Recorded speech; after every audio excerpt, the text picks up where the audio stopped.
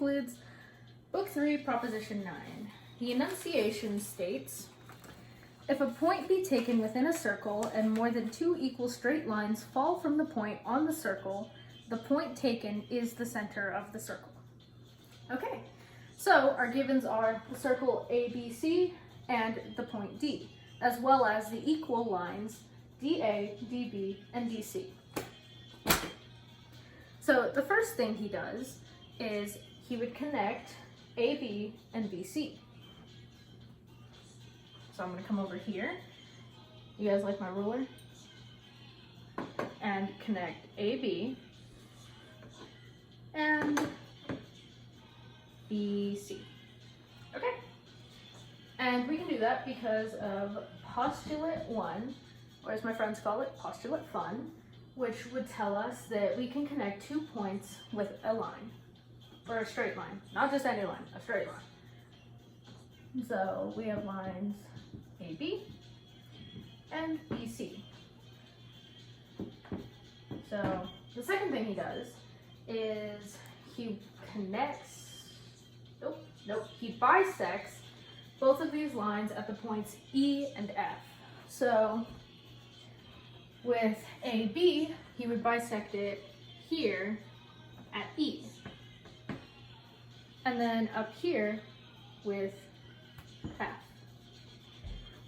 So to say that, we would use Proposition 10 from Book 1, which tells us how to bisect a straight line. So AE is equal to BE because of Book 1, Proposition 10. So then the next thing he does is he would connect and extend E and F all the way through the circle, like so.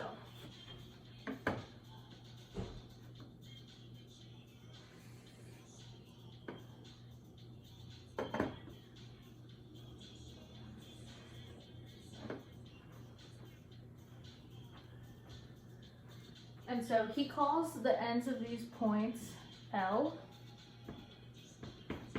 H, that kind of looks like an A, never mind, H, K, and G. So to write that, I'm just going to say LH and KG. And again, because of postulate 1 and I believe postulate 2, which says that you can extend a line. So, postulate 2. So then the next thing he does is he begins his actual proof, which I think he starts out by saying AE is equal to BE, which we've already said here. Oh, and I forgot to write BF. BF is equal to CF. So we just reiterate AE is equal to BE because of statement 2. So then the next thing he does is he would tell us that ED is common in these two triangles here. So ED is equal to itself.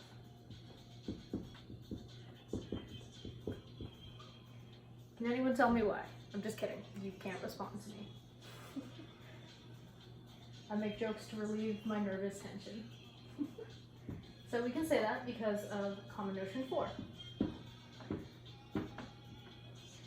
So then the next thing he would say is DA is equal to DB, which was given to us as one of our starting things, or our givens, that's what they're called.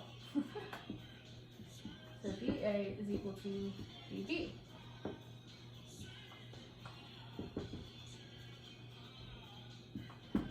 So step 7. Now he says that the angles BED and AED are equal.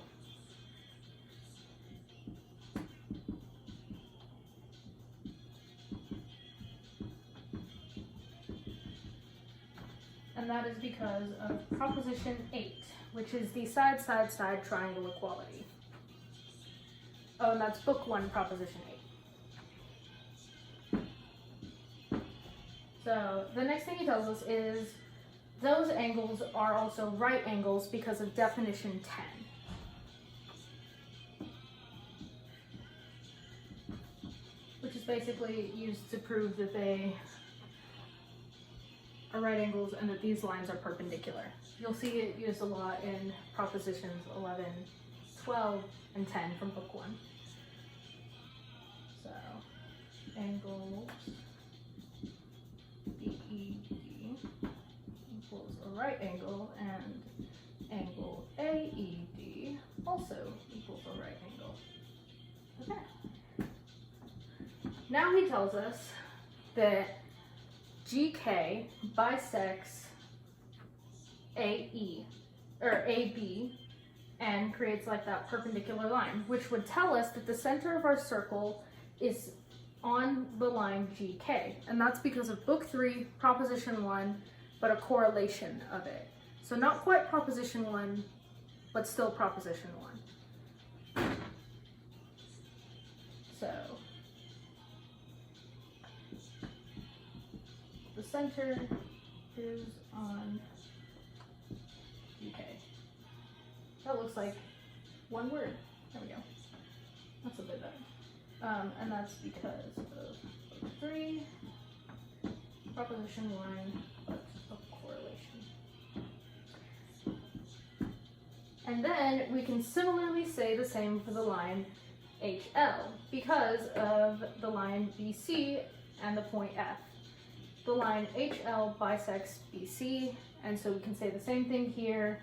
The center of the circle is somewhere on HL.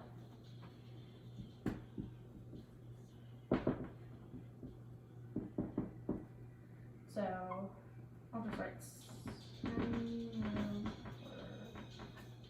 Okay. So now we know that the only thing that those two lines have in common would be the point D, which would mean that that would be the center of our circle. And that should be the end of it. We have found the center.